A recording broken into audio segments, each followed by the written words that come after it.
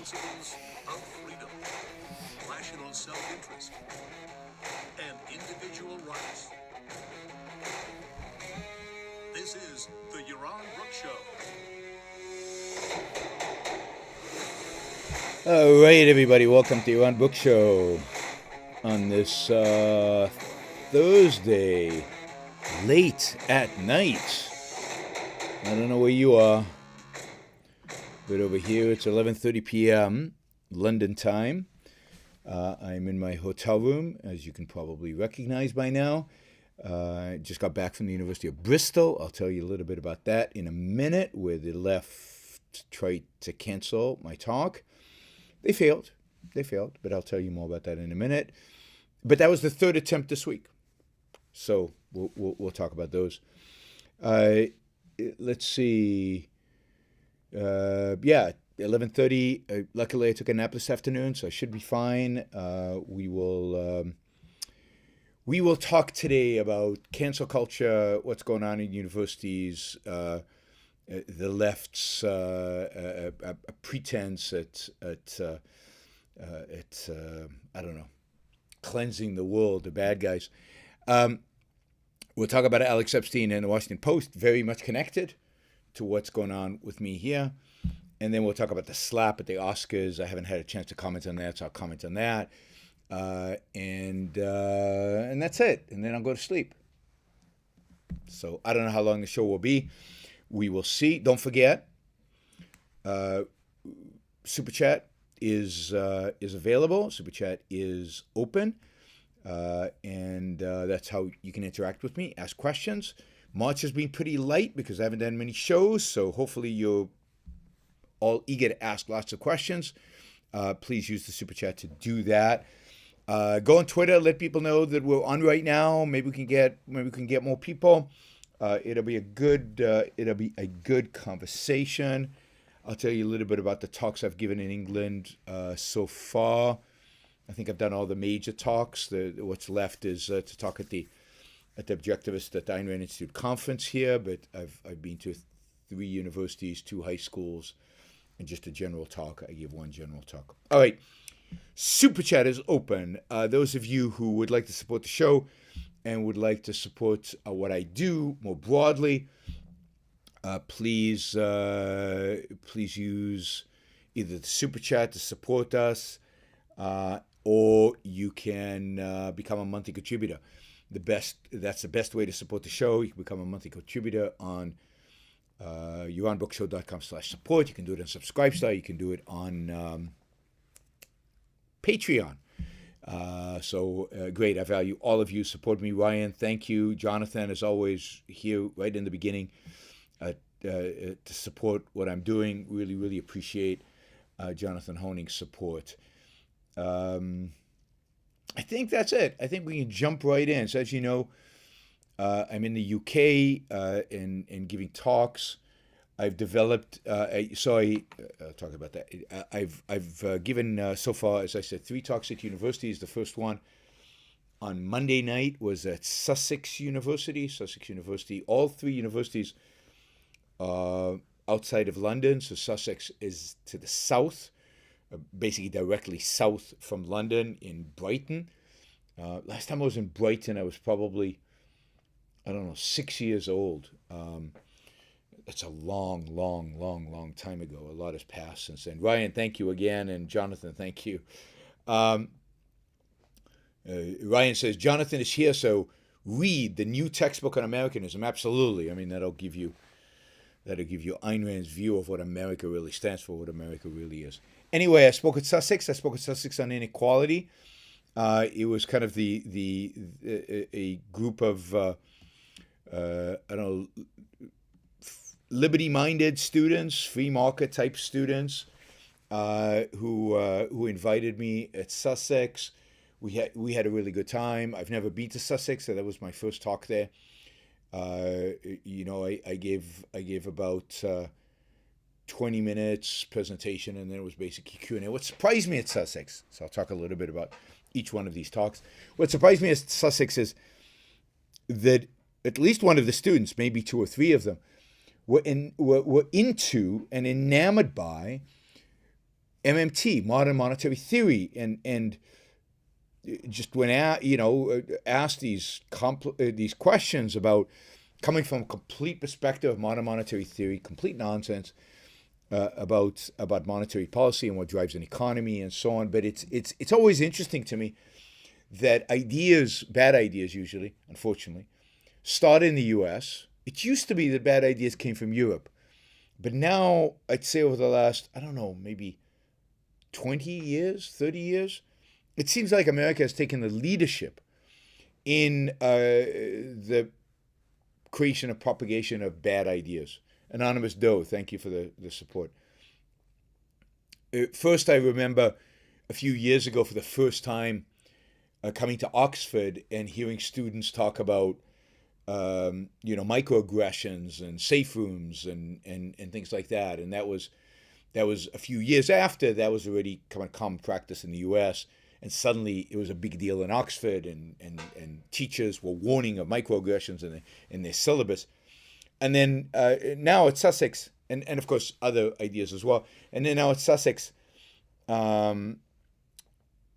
this idea of MMT, it's such a discredited theory that many of the MMT people have kind of are hiding right now, because many of us warned that what they were suggesting, printing money, handing checks to people, would ultimately lead to recession, to inflation. It has, so they've kind of their profile has declined, but not among students at Sussex University. MMT is alive and well and strong, and going well. So that was kind of discouraging. But other than that, really good Q&A. Students were great. I'm trying to remember if we recorded that one. I think we did. I think they're all recorded. So I think you'll get videos of all of them, although one of them might not be watchable, but we'll get to that in a minute. So that was Sussex on Monday. Tuesday, I was at a lens school. A lens school is a school in South London. It's a high school. It is, a very high quality kind of private. It's a private school. This is not my first time there, either my second or my third. I'm not sure. They've always been very gracious to me and always provided a lively and significantly sized audience, and that was true this time as well. The teacher that invites me is, I don't think he agrees with me, but I think he very much likes the little bit provocative nature of what I say, the fact that it gets the students thinking, the fact that it creates conversation and debate within the classroom. This time I talked about inequality. It's their favorite topic, particularly at high schools, for me to talk about. And I talked about inequality, and it was a great event. But a small occurrence happened right at the beginning. So before I got started, the students are seated, and a student who was seated right in the front row motioned to me, and I went over, and he said to me, "Is it true that you have said that the West should ban Muslim immigration?" And I said, "That's a complex issue. Why don't you ask me about that in the Q&A? I'd be happy to answer you." And he said, no, and he's looking at his phone, like he's looking at his Wikipedia, my Wikipedia page or something, where somebody has quoted me as saying, I think Muslim immigration should be banned. And he said, no, I want you to answer me now. And I said, look, there's a talk, there's a presentation. At the end, I'll take questions on anything. I have no problem answering that question. It's a complex answer, and I need to I need you to wait until the Q&A. And at that point, he got up and left and went to one of the teachers, ushered them, and basically, I think, went outside and basically complained that I was a racist and I should not be allowed to speak at the school, and that I was Islamophobic and all the normal crazy assertions about myself. What I find particularly funny about this is today I opened my Twitter page, And on Twitter, somebody, one of my many fans, writes, "Remember that Iran is pro-Muslim immigration into Europe and the destruction of Western civilization." So I can't win. Half of you think I'm against Muslim immigration, half of you think I'm pro-Muslim immigration, and you usually are the ones that hate me for whatever the other position should be. So it doesn't matter, but I just found it really funny that I can't win with the Islam thing because I'm either too friendly to them or hate them too much. Colin, thank you. Really appreciate the support. One of these days we'll do a show where somebody can ask me a super chat about Muslim immigration. But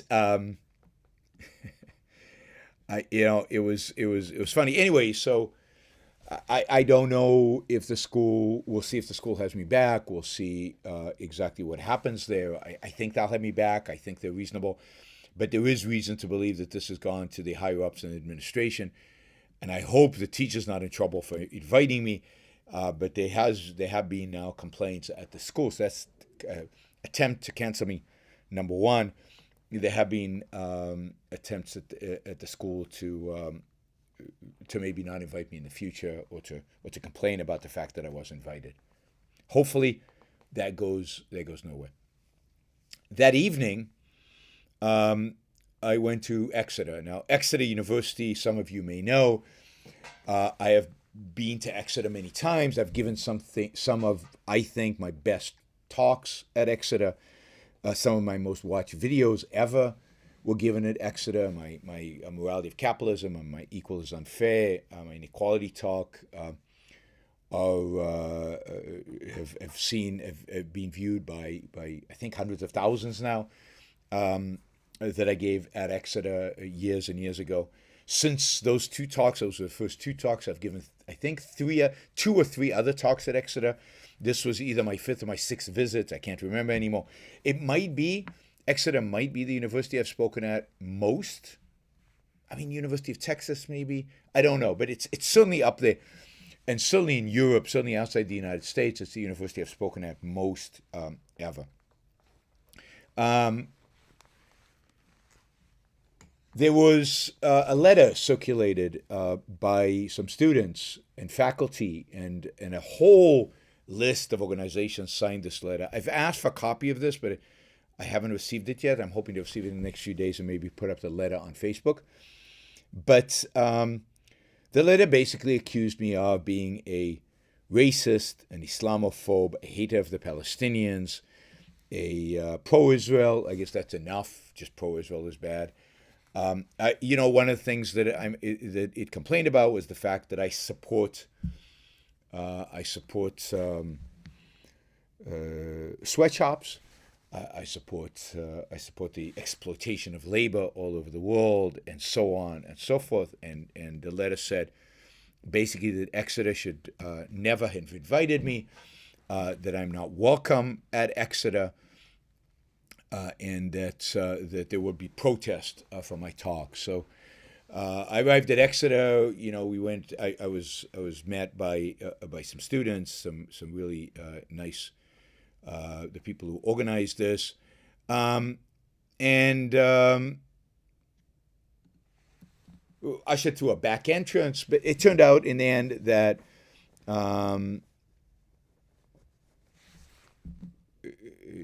It turned out that in the end that the protesters didn't show up, or maybe just a handful of them showed up and then went away. They tried to get the administration to cancel the event, not to have me on, called me names, but the event went ahead. And let me tell you, as always in Exeter, for some reason I'm particularly energized at Exeter. The talk was excellent, I think. Well, maybe. Anyway, you guys will have to listen to it. I just gave it, so who knows. I haven't listened to it, but I think it's good.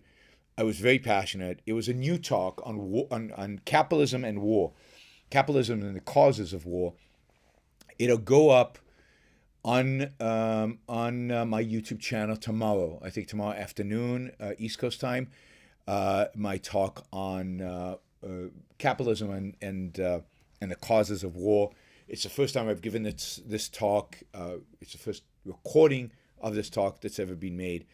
I think you'll enjoy it, or I think you'll like it. It was a great Q&A. The students really got into it, so that was terrific. Unfortunately, what happens at Exeter always is that I have to run right after the talk because the last train from Exeter to London leaves at 8:50. The talk usually starts at 7, so everything is very rushed, which is unfortunate.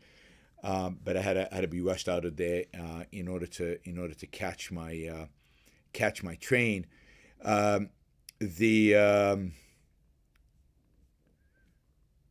Yeah, I mean, going to Exeter is not simple.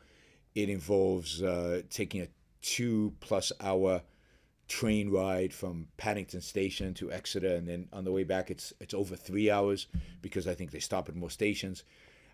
So it's like 5 hours just to back and forth, and you've got the time at that. So it takes up a whole evening and afternoon. I got back to my hotel room past midnight. So it was, but it was worth it because, as again, I think I give good talks at Exeter. Something in the air, something in the vibe, and the protest is dissipated. I got to talk. I mean, the most important thing is not to have the protest.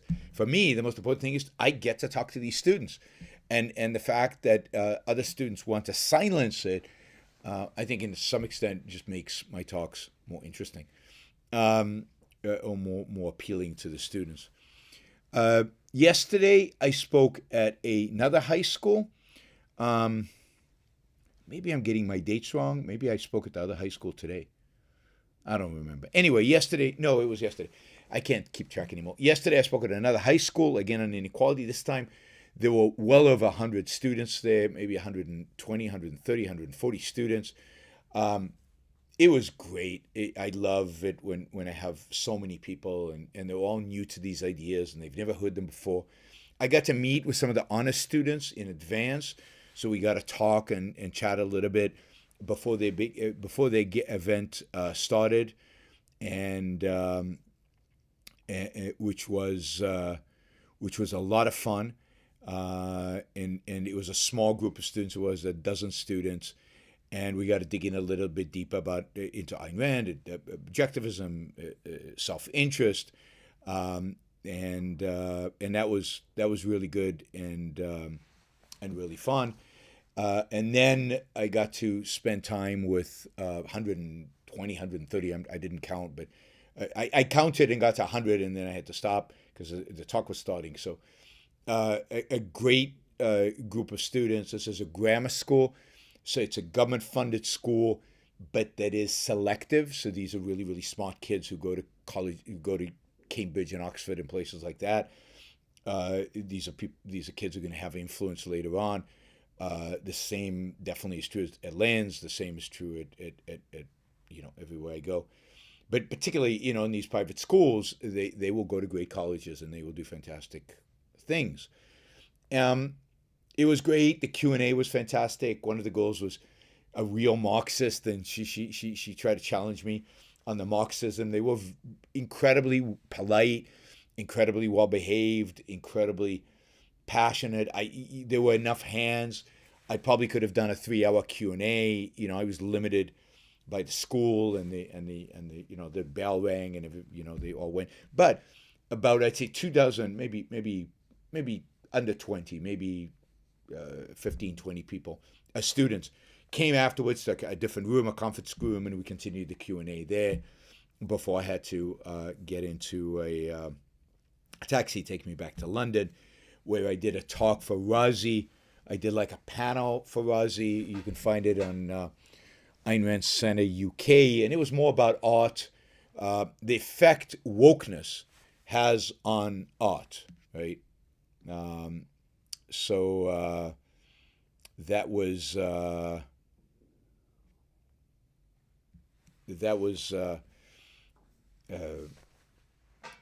good. It was with a well-known personality in the UK, and who has a TV show, and so it was good. We had a great exchange. He said a lot of good things.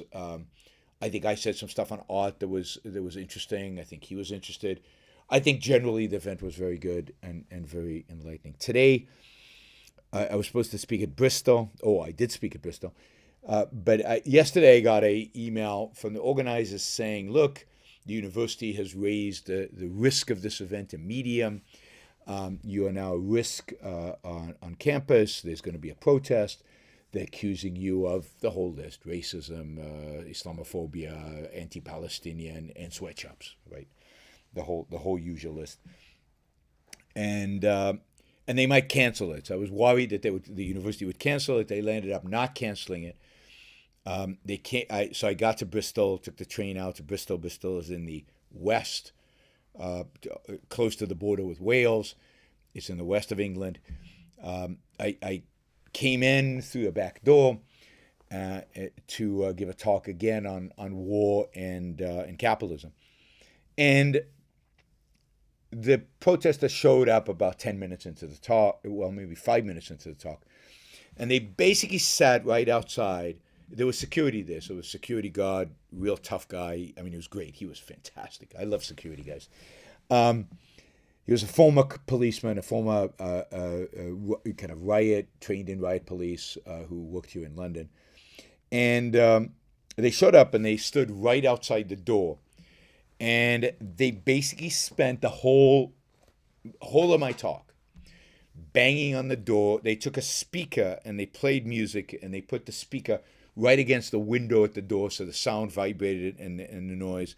Then they found some noisemaker that made this like siren noise constantly going on. So I was given a talk and a constant noise. So while this talk was recorded, we recorded sound, we recorded video. The sound is going to be terrible, and I might put it up anyway just so you can hear kind of what was going on. But the sound is probably terrible. They were there the whole talk, the whole time. The police were called. The police were there. But the rules of the university are that as long as it's, quote, peaceful, they can't be removed. They can't, and making noise is considered peaceful. That is, disrupting my talk, trying not to let me speak, is considered peaceful. Talk about weird rules. So they stood out there with their speakers and their noisemakers and their chanting and their yelling and all of this. And I just delivered the talk. And I had to yell a little bit. I had to raise my voice. I have a loud voice anyway, so it's okay. I had to raise my voice. I hope the people in the corridor heard me. Maybe they learned something. Security kept them out of the room, which was good. They then escorted us out.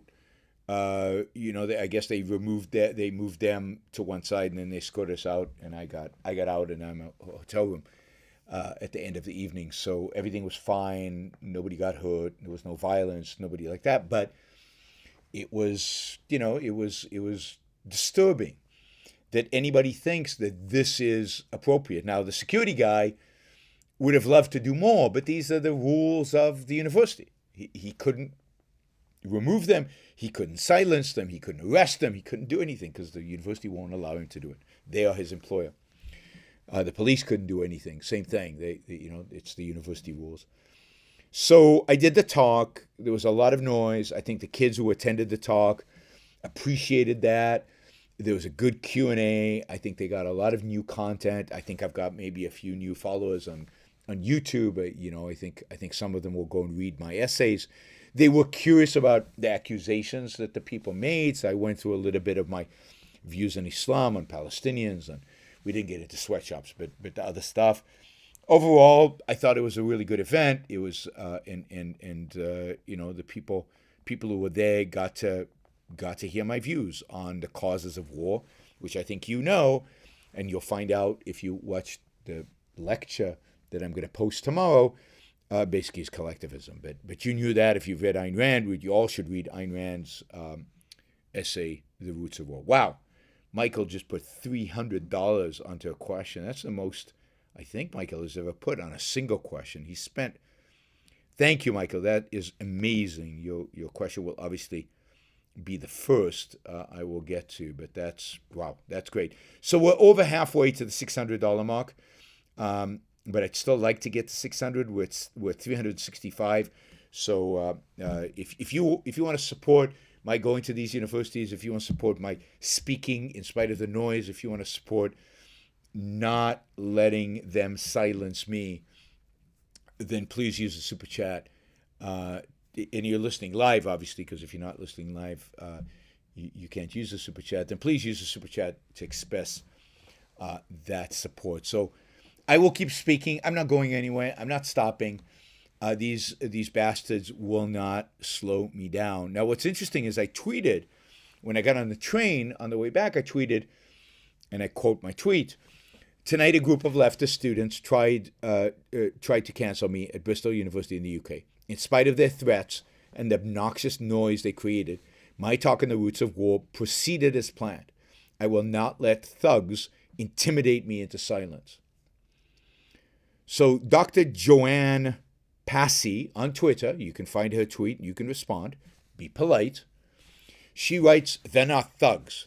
They're bright, brilliant students exercising their civil right to protest peacefully. Yelling and screaming and not letting somebody speak is not peacefully. How dare you frame them that way? You have no respect for our students and you are not welcome to speak here." That's good to know. Dr. Presley does not welcome me to speak. I did reply to her. Where's my reply? I can't find my reply. I'm sure I replied to her. Huh. I don't think I can delete my replies, so I don't think anybody else can delete my replies. Maybe there's a glitch.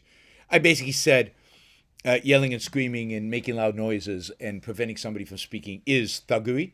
They are thugs. Tessie, thank you for the support. Really appreciate it. They are thugs, and she does not speak for the university, and I intend to come back to Bristol and speak again. I also said that if they were indeed intelligent and civilized and brilliant and bright, and they could have come into the class, they could have come and sat down, and they could have asked me all the questions in the world. Indeed, we ended the event early because security wanted us to clear. They could have come in, they could have asked a million questions about Islam and about my positions on war and about sweatshops and about anything they wanted. But no, they're thugs. They're thugs. So, now I'm worried about this tweet that has disappeared, my response to her. Interesting. Maybe I'm looking in the wrong place. Oh, there it is. I wrote, "I was welcomed by the organization of students that invited me. You do not speak for everyone at the university. And yes, they are thugs. Peaceful protest does not entail silencing, which they actively attempted and failed to do." So there you go. If you would like to get involved in the Twitter exchange, Dr. Joanne Passy, she's right there, and you can, tell her what you think politely about her students and about their attempt at Bristol University to silence me. Let's show some force on the side of free speech. Let's show some force on the side of standing up for our principles, for our beliefs, for our ideas, and not letting these thugs bully us. Right? All right, let's just see. Okay, let me jump into this topic about Alex Epstein because it's related to this issue. And then, Michael, I will get to your question. That'll be my first priority. Alex, thank you. Alex just did $100. You're amazing. Can't believe they go away. They got away with disrupting your speech. Good for you and your resolve. Thank you, Alex. Absolutely. And there's no way these idiots are gonna affect what I say and whether I say it or not. I mean, Bristol might decide not to invite me in the future. I might have to zoom in or do something like that. But one way or another, I will speak and I will tell what I see as the truth. So I don't know if you've heard about this, but now I haven't delved into it because I haven't had the time. I just discovered this afternoon. I wish I'd heard about it earlier. But it seems like the Washington Post has launched a smear campaign against Alex Epstein. Now, I think you all know Alex Epstein is a good friend of mine. He's been on the show several times. He's about to come on the show again in a few weeks to talk about his new book. He is the author, of course, of The Moral Case for Fossil Fuels, and he's got a new book coming out next month, which we will be promoting on my show. He is somebody that I hired, that I met when he was still a college student at the age of 21, I think, or 21 or 22. He was my co-author on several essays that I wrote that are published. I hired him to the Ayn Rand Institute. I pursued him. I actively recruited him and then hired him into the Ayn Rand Institute when he was very young. I can't remember if I think he spent 6 years or 8 years, I can't remember, at the Ayn Rand Institute working for me, writing, speaking, and getting trained. He then decided to focus on energy and leave the Ayn Rand Institute to do it himself, which I thought was a courageous and ambitious move. He became an intellectual entrepreneur. He has done phenomenally well. He's written this amazing book, and he has really changed the debate within the energy industry about fossil fuels, about climate change, about the political, intellectual, philosophical efforts to destroy our civilization by shutting down fossil fuels. Alex is courageous and incredibly smart and articulate and thoughtful. He really has a way of engaging in a way of thinking about problems that is fresh and original and new. And I am one of his fans, right? I'm one of his fans and fan of the work he does. The Washington Post picked up some kind of comment he made or something he wrote when he was 18, and they've interpreted it in a way that suggests that Alex is a racist. That is bizarre. That is ridiculous. That is insane. Alex is not a racist. I've known him since his early 20s, since his college days, when I visited Duke and gave a lecture there.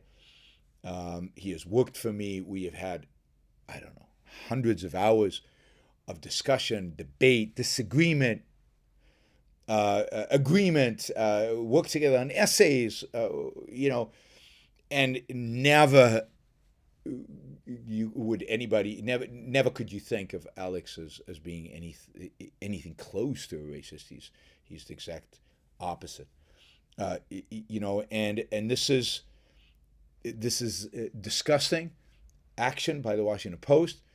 It is just an attempt to character assassinate Alex because of his political and because of his philosophical positions.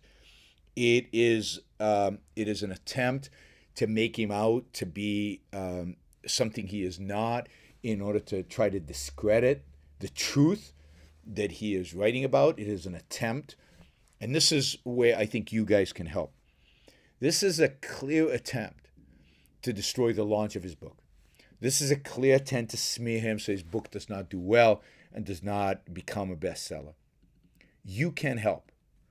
If you don't like what the Washington Post is doing, if you think canceling people because of their point of view, particularly a true point of view, is wrong and evil and character assassination in the name of a political ideology is wrong and evil, then the best thing you can do is buy the book. I don't get a percentage of royalties. I'm not doing this because of percentage. I'm doing this because it's the right thing to do. Go to Amazon right now and pre-order Alex Epstein's latest book. Now, the title eludes me right now. I apologize. It is midnight, after all, in London.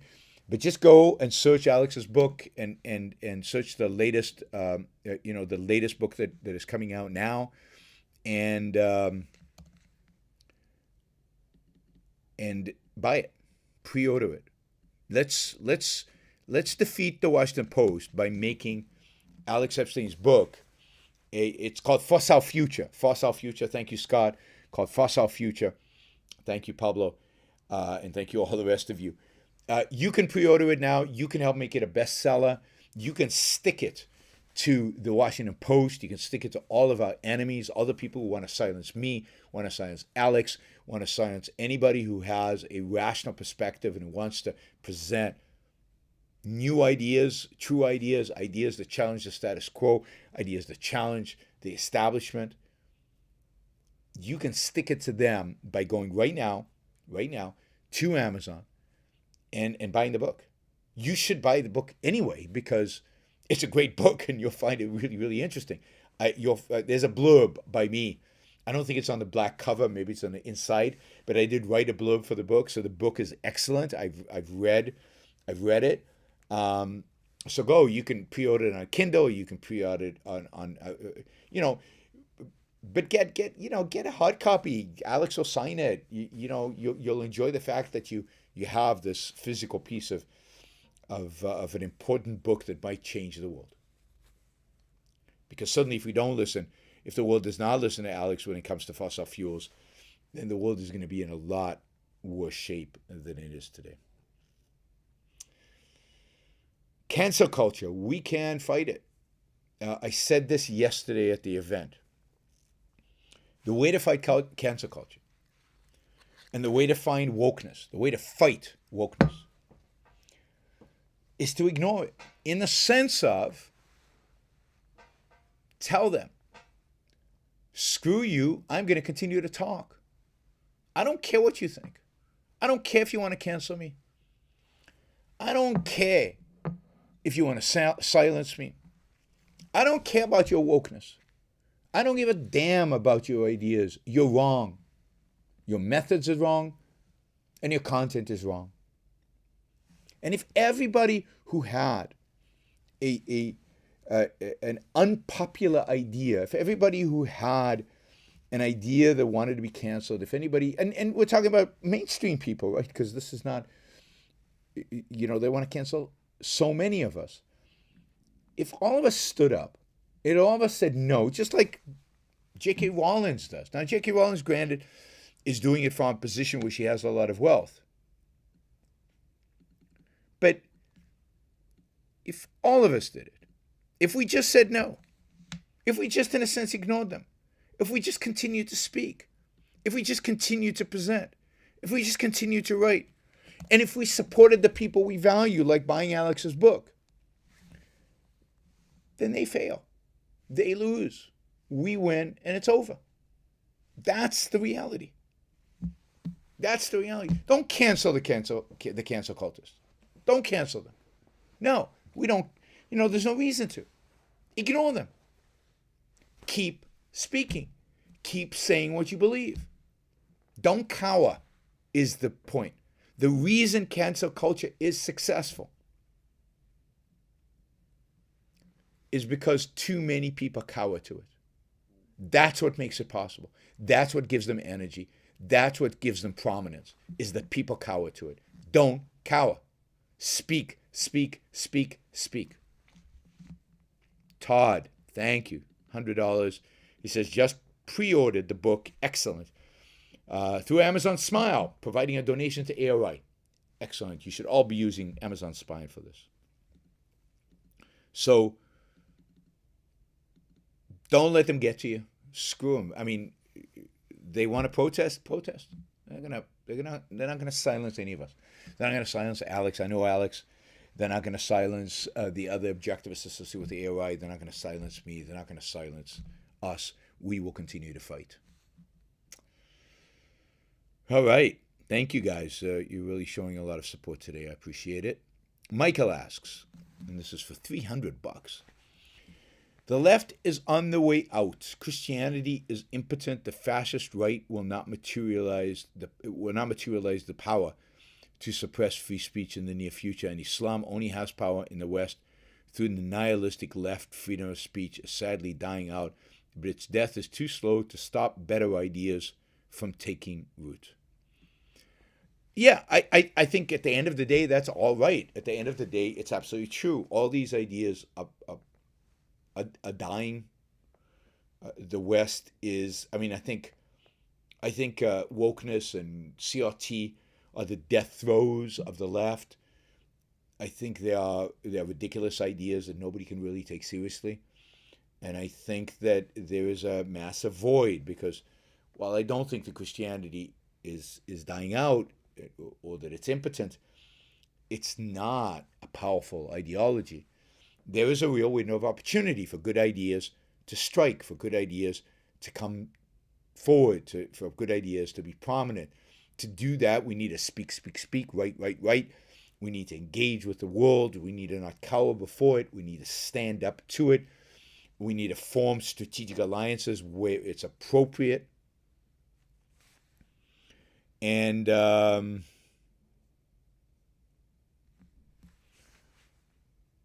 yeah, Michael, I think you're right in a sense that there is an opportunity, and we need to seize this opportunity and do whatever we can to seize the opportunity. I think I think that your support for Ayn Rand, your support for objectivism, your support for the Ayn Rand Institute, your support for the Iran Book Show, is a way to seize this opportunity and to really stand up to these evil bastards, left, right, and across the political center spectrum. All right, let me talk about the slap. The slap. So I guess you've all seen this. What's his name? Who was emceeing the Oscars? Chris Rock made a bad joke, not a very funny joke, but then much of the humor is not funny, about Will Smith's wife and about the kind of the arrangement they have, I guess the kind of an open marriage they have or whatever it happens to be. And, Will Smith kind of hesitates a little bit, looks at his wife. His wife looks insulted, and he gets up on stage and slaps Chris Rock. Now, there's a lot to say about this, starting with the fact that violence is never the answer to insult.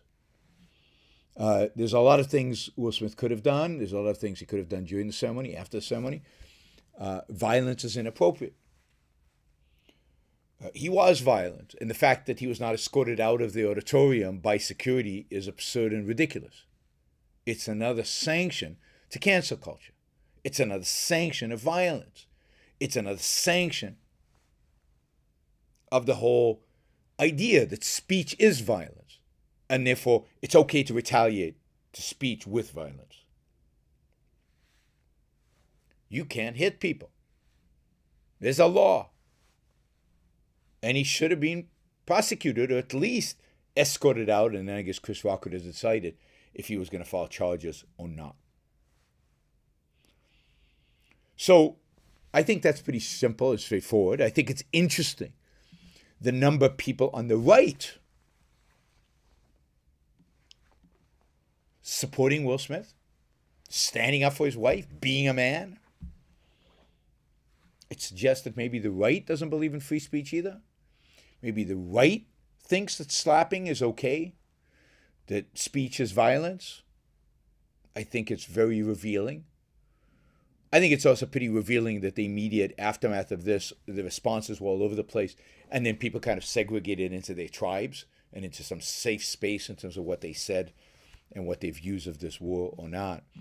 But it was some, strange bedfellows, right? The left has been arguing for years now that speech is violence and therefore should be met with violence. And now it seemed that Will Smith has adopted that, and the right is coming to his defense. At the same time, though, Chris Rock is unbelievably inappropriate. And I think this has been true of the Oscars for a long time. They're inappropriate. They should be canceled. Think about what the Oscars represents, or at least represented. It represented glamour. It represented achievement. It represented celebration. It represented beauty, success. This is an event that celebrates the achievement of directors and actors and writers.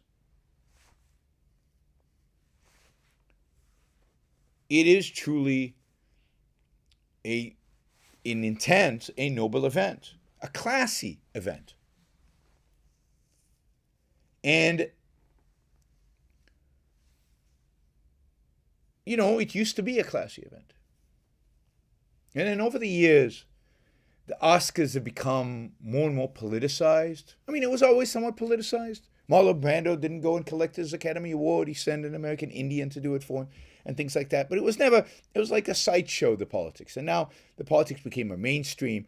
These actors are all virtue signal when they get their Oscars and they make these political speeches. But in addition to that, the people asked to host the Oscars have made it cheaper and cheaper.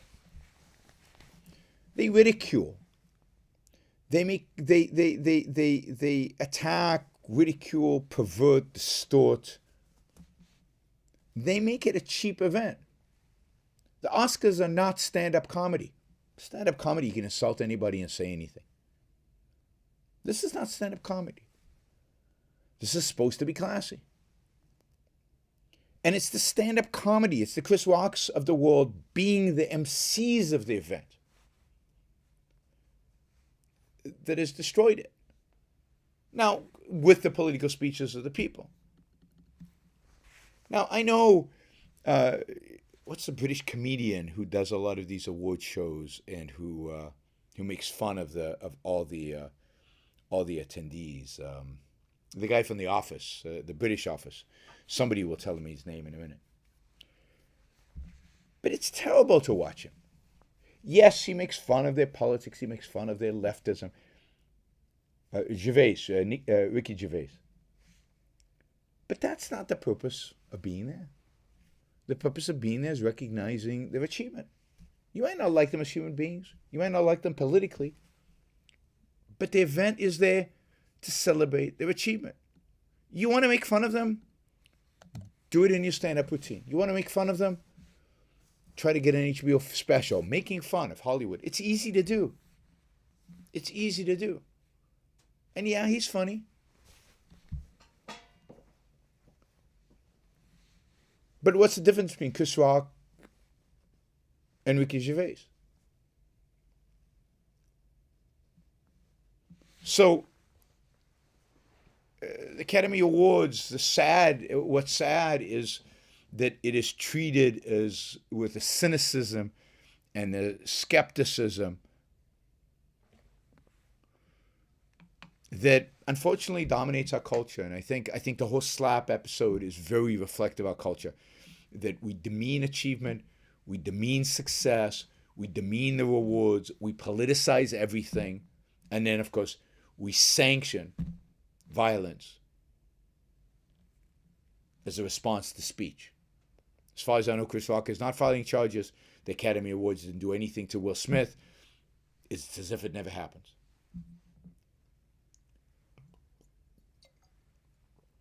Somebody asked about Billy Crystal. I don't remember Billy Crystal insulting the audience. He made fun of some of the old timers. He made fun of certain aspects of Hollywood, but he didn't insult them. He didn't make it personal. Maybe I'm mistaken because I don't remember that well. I mean, I think the Oscars ratings are going down because it's lost that glamour. People watch the Oscars because Hollywood has this dream aspect to it, this idealization, this glamour, this class, it's one area where we still celebrate achievement, great actors, great directors.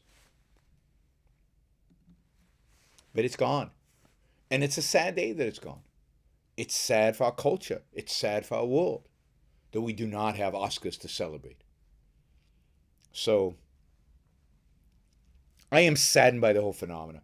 And I think the slap is just the death of the Oscars. And hopefully it will kill them. I didn't think the Oscars were boring in the past. I thought it was always cool to try to figure out who the movie that's won. And yeah, a lot of movies have won the Oscars that didn't deserve it. But that was also interesting. It was interesting culturally to see which movies win and which don't.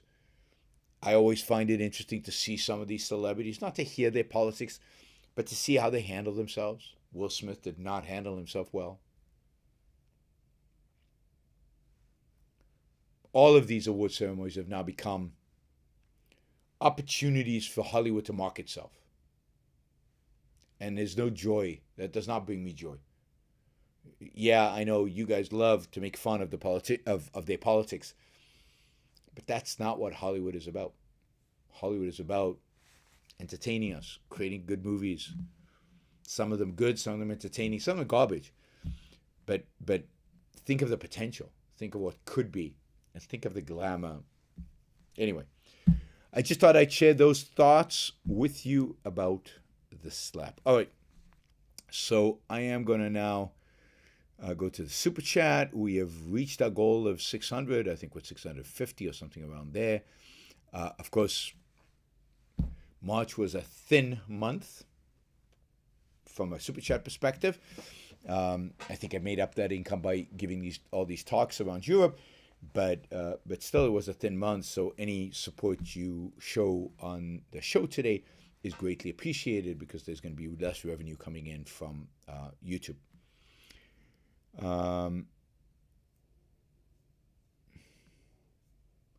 right, so let's see where are the questions. I just want to make sure. Okay, we'll do some $20 questions. Not sure what 200 Mexican is.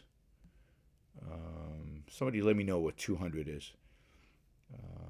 Scott, looking forward to seeing you at the ARC. Thank you. Looking forward to being there on Friday, tomorrow. Alex says, considering the behavior of these childish college students and the cowardice of school administrators to do anything about it, is the college as we know it a dying institution? I mean, no, I don't think so. I think you can still get a valuable education in college, particularly if you're going into sciences. But even in some colleges in humanities, I think it's too early to consider college as dead. What's the alternative? And knowledge is crucially important, and colleges are still bastions of at least some knowledge. I think that universities are losing their credibility with events like this. I think these students are losers, and they're not going to be very successful in their life unless they change. It turns out most of them do change once they leave college. They most of them abandon these kind of absurd ideas and dramatically shift. So I'm not ready to say that that colleges are dead. I mean, you really need to think twice about what you want to study in a college and which college to go to. But I don't think they're yet finished. It would be nice if there was an alternative, but there isn't one yet. Randy says, always enjoy your show and learn a lot. Thank you, Randy, for the support. Let's see if there are any other $20 ones. Yes, Will says, Will said he commented on content of character.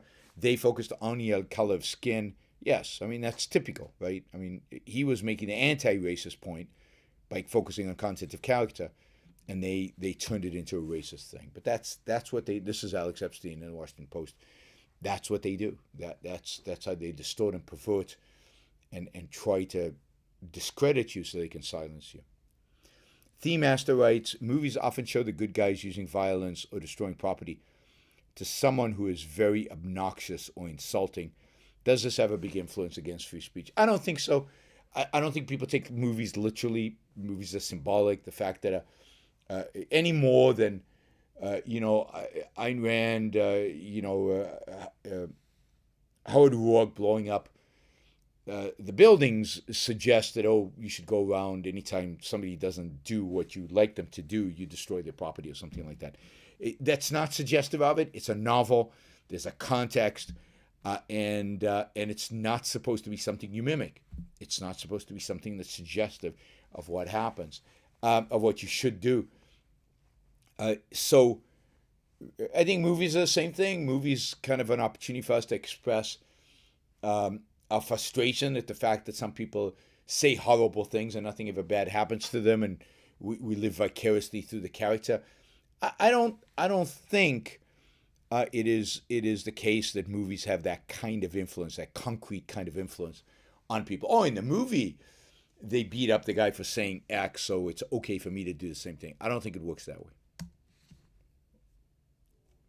All right, let's take non-$20 questions. So Juan Herrera asks, what was the main message Ayn Rand was trying to send with Anthem? Well, it's the danger of ignoring or suppressing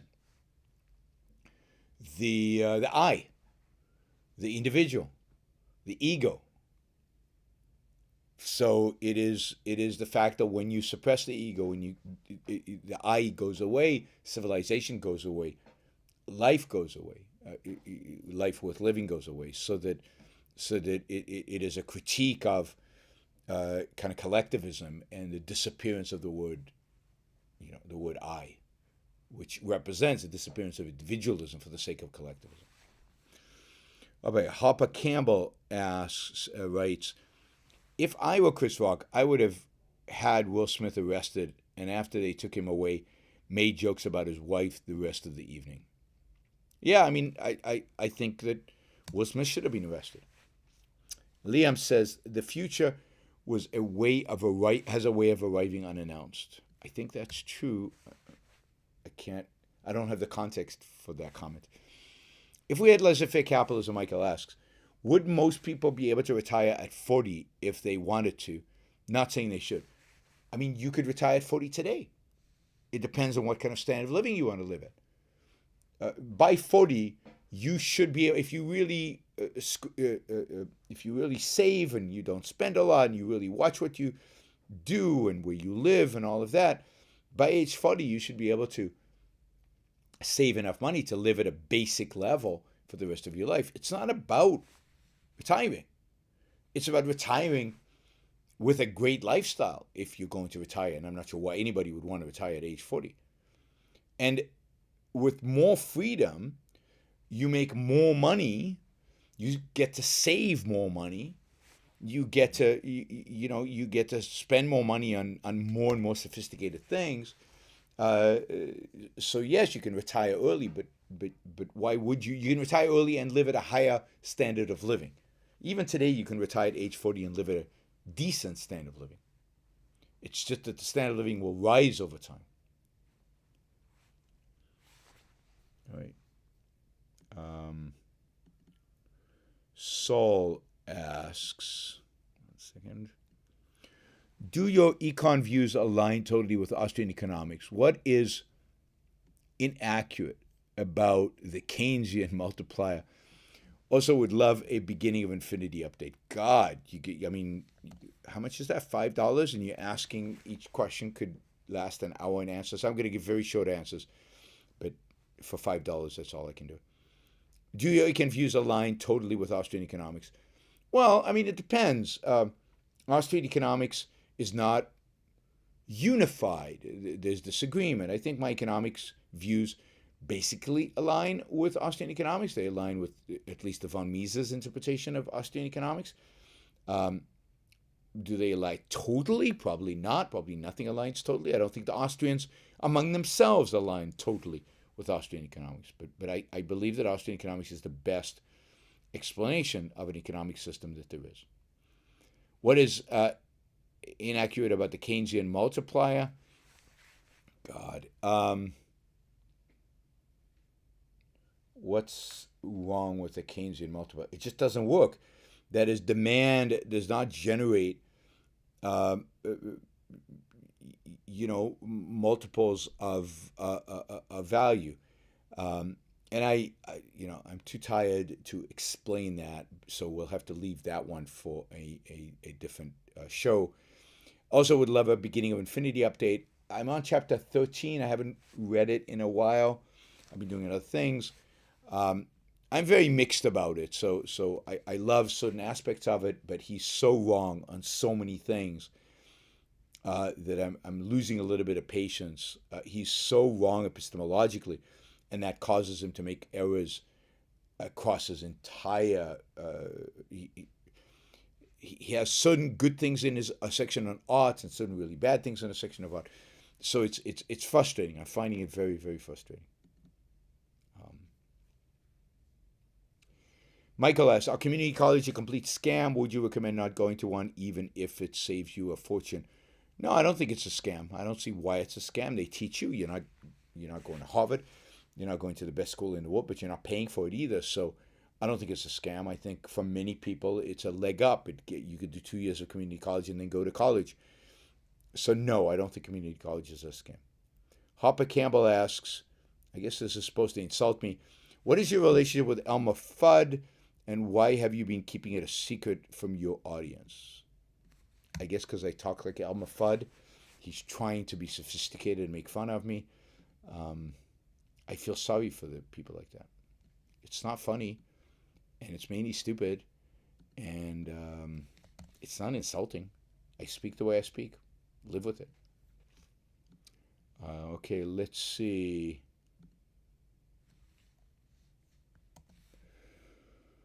One asks, what should be the most important lesson people learn from Anthem? It's individualism. It's live for yourself. It's don't give up on the I. Don't give up on self. Don't give up on your own identity and your own values in your own life, because if you do, the end result of that is the kind of world of Anthem which you do not want to live in. Okay, Free Trade said Elon Musk blocked Alex Epstein on Twitter. I know, it's horrible. He says it's evading. I agree. Emilio says, should the United States send weapons and equipment to Ukraine? Is it in America's self-interest to spend taxpayer money on that? I mean, in the big context of what America spends taxpayer money on, yes. America gives money to Israel for its weapons. America gives all kinds of... In a rational society, well, the war would have never happened in a rational society. So, but yes, I absolutely think that it's in America's interest to bog down the Russians. It's in American interest for the Russians to lose. It's in America's interest to test its equipment out and hold back. Radu Tudor Coleman, thank you for the support. Not sure how much money that is, but I really appreciate the support. So yeah, I think they should, if they can find a way to send it and have it funded. I think some billionaires can fund it. Ideally, it wouldn't come out of taxpayer money. I think there are plenty of volunteers who are eager to fund arms to the Ukrainians and to defeat the Russians.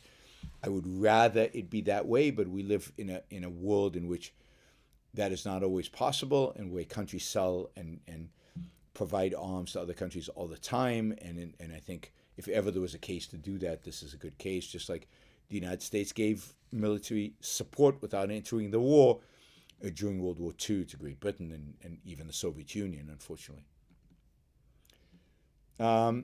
Mark asks, would it be appropriate for one to cut off friends who accuse objectivist thought of being anti-Christian? What are your thoughts, Sharon? I mean, I couldn't have a friend who was who viewed objectivism as, who got upset because objectivism was anti-Christian.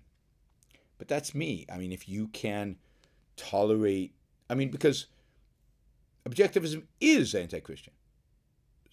So they're actually speaking the truth. The thing is how upset this makes. I don't think I could have a friend who took Christianity seriously enough to make it an issue between us. But I'm not saying everybody's like that. People marry Christians. Objectivists marry Christians. People can have all kinds of friendships and relationships. I'm a professional intellectual. Christianity is my enemy. It's hard for me to be tolerant. Colt says Elmer Fudd sure has one smart friend. Thank you. I think that was a compliment to me. Thank you. Dean says, hey, Your Honor, unfortunately couldn't see you in Israel. I have a question. what is your opinion on screening in airports or racial profiling? I'm for racial profiling when it's appropriate, when there's significant reason to believe that a perpetrator is of a particular skin color, a particular ethnic group, a particular religion, then it's okay to screen for that if there's evidence that something is going to happen. I'm against screening at airports. Screening at airports should be done privately. The airport should hire people to screen. It shouldn't be a government activity. I think the TSA should be dismantled. If airports want to secure who goes into the airports, if airlines want to secure who goes onto airlines, they should do it privately. It is not the business of government to screen airline passengers and airport people who attend to airports. So I would do away with the TSA very, very quickly. Frank says, workers start at the bottom and work in sweatshops. But what about working conditions? Critics of capitalism often point to triangle, shirt, waist, fire. Working conditions are not very good. It's part of what it means to work at the bottom. And in some cultures, in some countries, are so poor that that's the working conditions, and there's risk associated with it. I don't know the triangle, shirt, waist, fire in details, what happened there exactly. To the extent that managers lock people in and cause them to die, they should be prosecuted. But to the extent that working conditions are unsafe, that everybody knows they are unsafe, that no effort is made to cause damage to the workers on top of that, that's just part of life. Just part of life.